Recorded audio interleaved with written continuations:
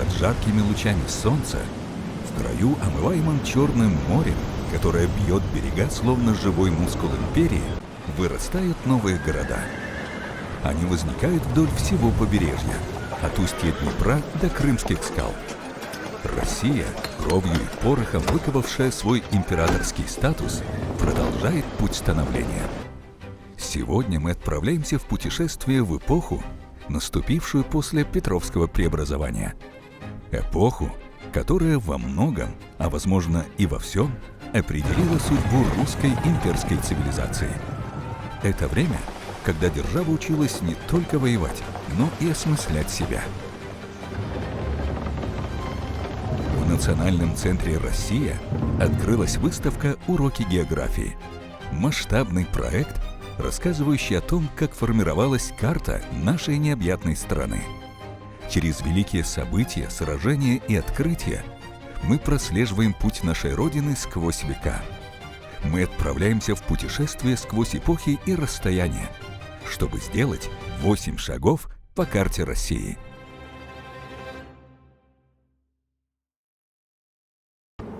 Наша страна, пережив мощнейший период петровских реформ, вступила в новый этап. Объявление империи – лишь формальность. Подлинное становление империи начинается после. Это, возможно, самый важный и болезненный этап. Это привыкание к собственной мощи и поиска внутреннего баланса. Но так ли мы понимаем ту эпоху? В привычном сознании мы говорим исключительно о прорыве, о заданном векторе. Однако однозначных ответов здесь не будет. Россия выходит на новый уровень развития, и, становясь на этот путь, нам необходимо осмыслить эпоху, назвав ее подлинным именем. Когда мы говорим про эпоху после Петра, то традиционно со времен Карамзина, Ключевского мы называем этот период эпохой дворцовых переворотов, и это справедливо. Как нам охарактеризовать его с точки зрения вообще развития российского государства? С одной стороны, первые годы после Петра это был период такой стабилизации, потому что, например, на 2 года после Петра правит Екатерина. Чем заняты все это учреждения, там, Сенат, коллегии, они все наводят порядок в законодательстве, отменяют взаимоисключающие указы. То есть было выпущено настолько много указов Петром, что многие взаимоисключали. Во-вторых, сама страна выходит из этого сжатого положения. Не нужно думать, что 20 лет войны северной, они не отразились на жизни обычного русского человека в то время. Нет, там переколбасило всех. Давайте тоже понимать, что люди, для многих это было, говоря современным языком экономики, переход в режим выживания. То есть налоги выросли на 60%. Понимаю. Были введены экстраординарные налоги. То есть, представляете, что такое если вы зарабатываете 100% и 60% вы из них отдаете. То есть это, по сути, вы даже в ноль не выходите. Опять же, огромная армия, которую нужно было содержать, огромный флот. Европа, хоть и противилась появлению России на Черном море, но не вся. Некоторые государства достаточно сильно враждовали друг с другом, плюс стали возникать тут и там революции. Поэтому Европе, мягко говоря, было не до этого. Россия достаточно быстро заключила мир со Швецией, потому что шведы тоже опять напали и попытались реваншироваться за Северную войну, считая, что Россия не потянет 2 войны сразу, то есть, видя, что мы слишком заняты с Османской империей, попробовали напасть на севере, но не тут-то было. Мы быстро заключили мир со Швецией, и, по сути, Порто осталась 1 на 1 с Россией. А тут, опять же, она в очередной раз проиграла. Из-за своих внутренних проблем, из-за таланта блестящего наших военачальников, и так далее, и так далее. Дальше встал вопрос. Хорошо, у нас наступила мирная жизнь, мы стали империей. Это один из итогов Северной войны. Как раз Петра провозгласили императором. То есть мы себя заявляем как... Надо понимать, опять же, сколько было... Швеция не была империей по званию. Она, возможно, была ей по сути в то время, эти 100 лет. И империя-то у нас была Священная Римская империя и Османская империя. Первые годы после Петра — это периоды такого успокоения и оставалось только самое необходимое. Но при этом Петру удалось задать вот этот порыв, который, то есть никуда не делись учебные заведения. Школа математических и навигаторских наук была перевезена в Петербург, и на ее месте был создан морской кадетский корпус, например, то есть готовил будущих морских офицеров. Было воспитано поколение, соответственно, русских офицеров и в армии, и во флоте. Опять же, поручение Петра регулярно картографировать страну, оно никуда не делось, и вот эти топографические карты, генеральные карты, они продолжают составляться, и они составлялись регулярно вот на всем протяжении XVIII века и в XIX веке также.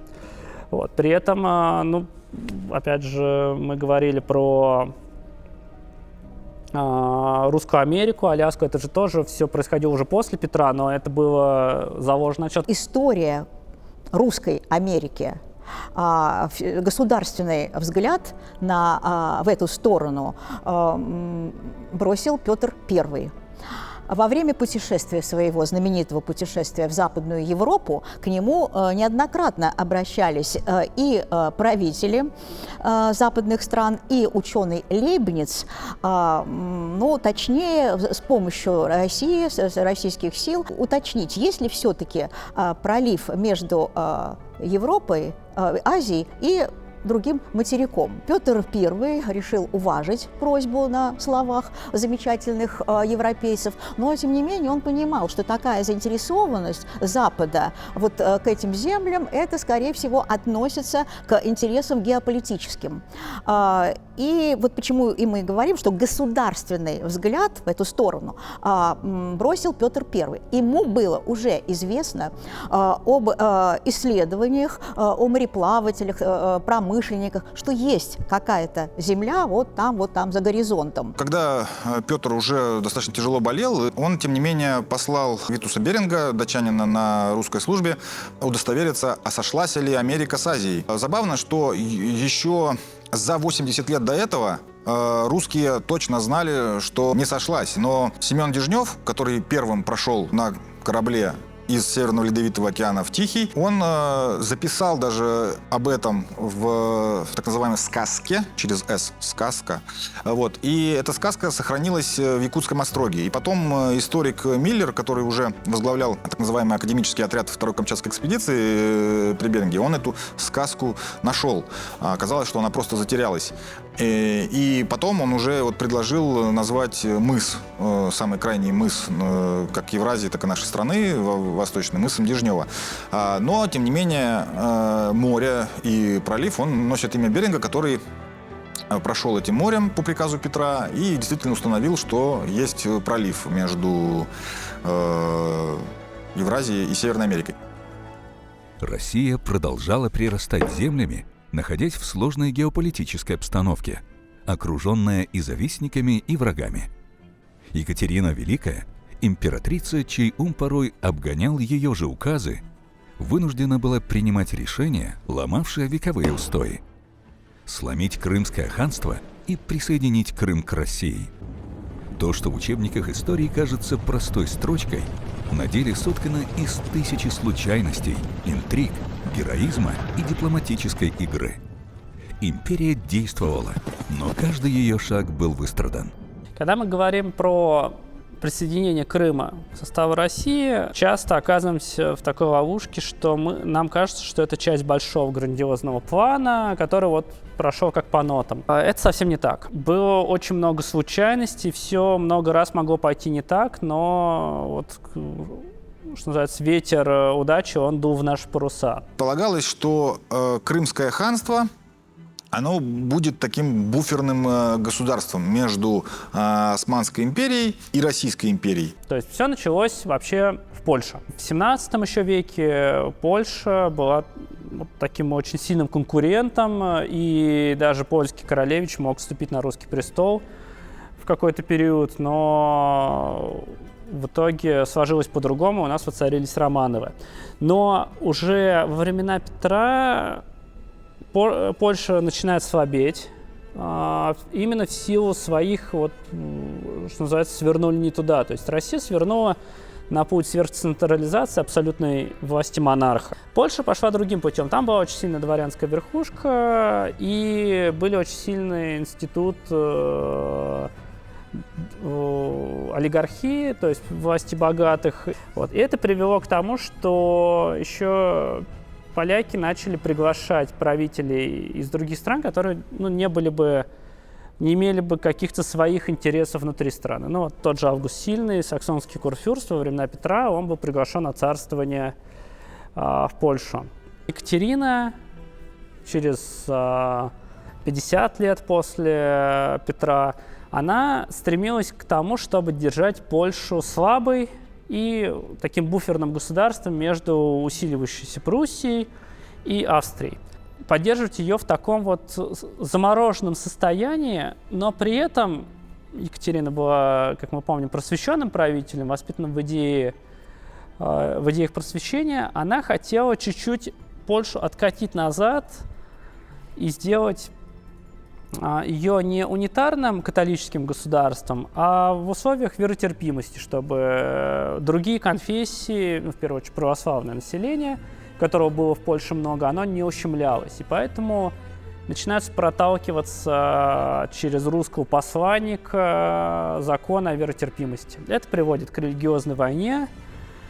Там формируется такая барская конфедерация в районе города Бар. И, соответственно, начинается буквально в лучших традициях 17 века религиозная резня.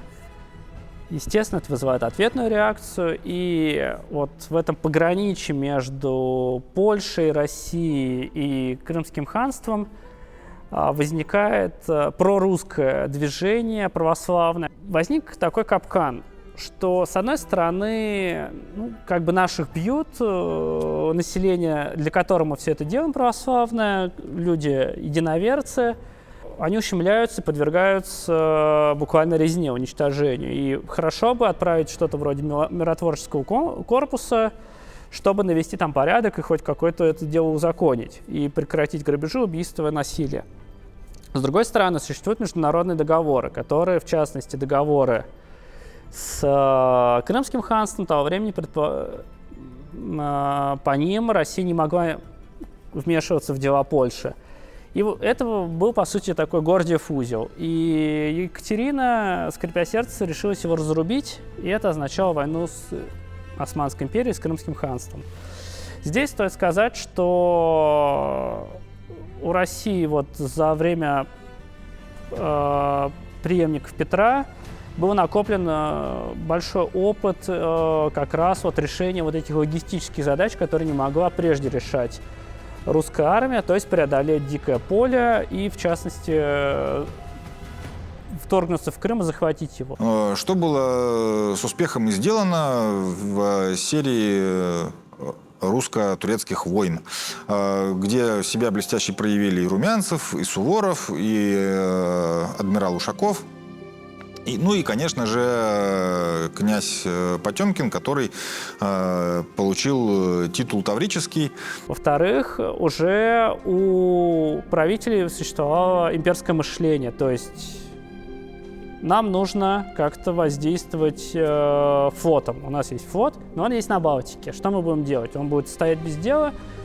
Мы его перетащим в обход всей Европы через Балтику в Северное море, оттуда в Средиземное. И, соответственно, будем воздействовать на коммуникации турок, не дадим им подвозить пополнений, например, из Египта. И как раз первая архипелагская экспедиция Алексея Орлова, она за этим была послана и как раз одержала одну из главных побед в истории русского флота при Чесме. Итогом Первой русско-турецкой войны, мы сильно сейчас форсируем события, это стал Кучук-Алжирский мирный договор, по которому Крымское ханство перестало быть протекторатом, вассалом Османской империи, то есть стало независимым. Более того, там стояла русская армия. Но проблема в чем? Русские установили свой контроль, но стоило русской армии оттуда уйти, как начинали людей, которые были поставлены Россией, убивать, и, в общем, все как бы возвращалось к такой протурецкой ориентации. И поэтому тоже Екатерина приняла решение пойти поперек заключенного ей же, подписанного ей же Кучук-Канаширского мирного договора и присоединить Крым в состав России. Здесь вот просто респект Екатерине Великой, которая с Потемкиным предложили вариант такой заселения. Льготное, предоставляли льготы любым категориям населения, как Российской империи, так и населением, жителям других стран. Вот почему там и греки, и итальянцы, и французы, и немцы, знаменитые малаканские колонии. Потом льготы, раздавались земли выдающимся людям, то же самому Румянцеву Задунайскому, Ганнибалам. То есть вот бери вот это и пользуйся, и действительно результаты потрясающие. И как раз в окрестностях Николаева были найдены очень удобные, там Днепр, он так извивается, поворачивает, и там очень удобные глубины для того, чтобы спускать с суши корабли. И вплоть до конца Советского Союза это было основное место постройки наших крупных кораблей больших. То есть все там линкоры, все наш единственный авианосец адмирал Кузнецов, все они были построены в Николаеве. Это тоже было заложено Екатериной. И Екатерина, опять же, мы не будем забывать, что все эти действия, они происходили в союзе с австрийским императором. И Екатерина, чтобы закрепить вот, с точки зрения даже для своего союзника, она предпринимает вот такую поездку в Крым, знаменитый ее крымский вояж. Некоторые фразы отпечатываются в сознании народов прочнее, чем барельефы на монументах. Они становятся не просто крылатыми, они врастают в устную культуру, превращаясь в ярлыки. Потемкинские деревни. Шутка или издевательство? А может быть, пример того, как слово «однажды брошенное» проникает в глубины коллективной памяти, изменяя восприятие целой эпохи. Были ли те самые деревни лишь декорациями? Или за ними стояла суровая реальность колонизации дикого поля? Давайте отделим факты от мифов, созданных завистниками и продажными публицистами. Легенда про потемкинские деревни была выгодна очень многим. Ну, во-первых, в России у Потемкина было довольно много недоброжелателей, слишком яркую карьеру он сделал. Плюс в Европе этот миф был выгоден, чтобы рисовать Россию в плохом свете. Значит, плюс дипломатам он был выгоден, чтобы Османская империя думала, что влияние России в Крыму иллюзорно, и никого там на самом деле нету, и можно с новыми силами опять туда напасть. Ну и считается, как вот сам автор этого мифа, по-моему, он прусак, а может быть австриец. Ну, в общем, неважно, какой-то немецкоговорящий человек, он придумал, как считается, этот миф о Потемкине именно с целью, чтобы его книга лучше продавалась.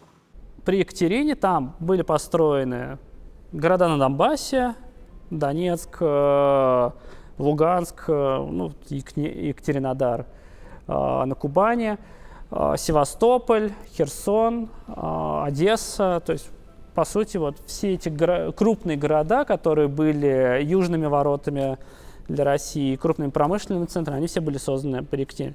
Опять же, традиции вот таких больших путешествий того времени, со времен Петра, кстати, они предполагали устройство таких во многом больших декораций, то есть проведение торжественных маршей, постройка триумфальных арок, которые потом разбирались. И здесь, безусловно, Потемкин следовал этим традициям, и какие-то декоративные украшения, декоративные элементы тоже были. Но прямо нужно всегда избегать категорично говорить, что все это было просто фанерное, и за всем этим не было ничего настоящего, это неправда тоже.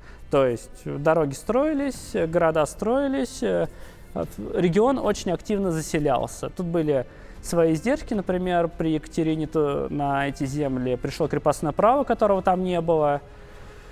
Вот. Но при этом, например, было ликвидировано рабство, которое было до Екатерины. Был такой греческий проект у той же Екатерины. Она хотела окончательно добить Турецкую империю, ну, вернее, заключить союз с некоторыми европейскими государствами, в первую очередь с Австрией, у которой тоже были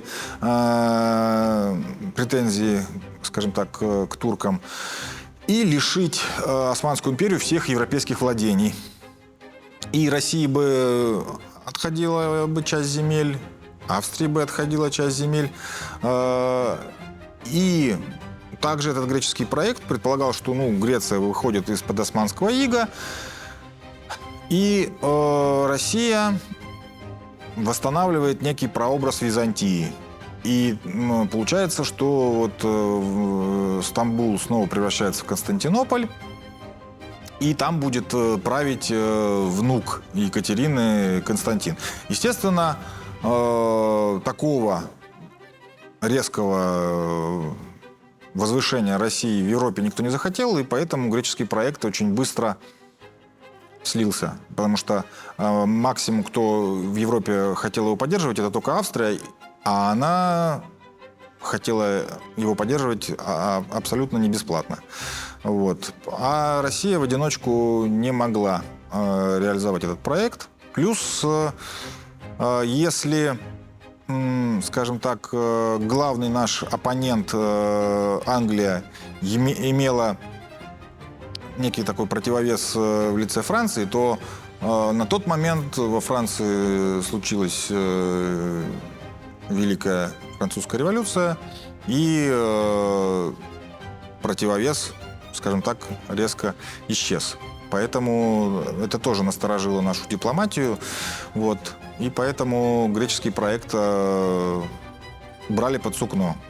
Вот. Вместо этого стали в Европе Польшу делить. В чем Россия тоже преуспела, и довольно крупная часть Польши отошла к нам.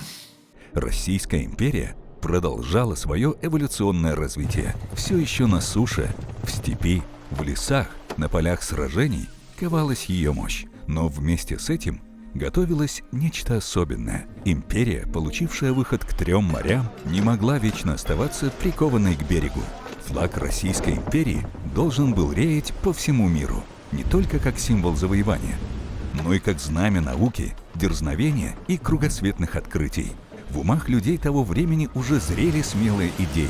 Обогнуть планету, достичь неизведанных южных земель, пройти сквозь льды. Это будет следующий шаг.